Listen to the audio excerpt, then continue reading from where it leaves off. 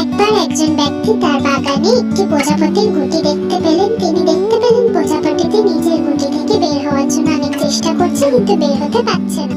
একটা অবস্থায় গিয়ে মনে হচ্ছে হয়তো প্রজাপতিটি আর বের হতেই পারবে না, সে দাপাদাপি করে থেমে গেছে। দৃশ্যটি দেখে লোকটির অনেক মায়া হলো। সে গিয়ে গুটির বাকি অংশটি কেচি দিয়ে কেটে প্রজাপতিটিকে বের করে ফেললো।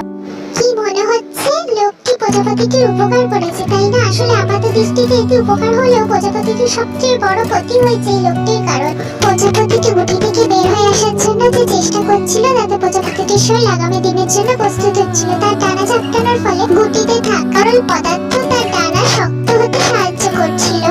কিন্তু যখন এটি বিনা পরিশ্রমে বের হয়ে আসলো, তখন রয়ে গেল অপরিপক্ক।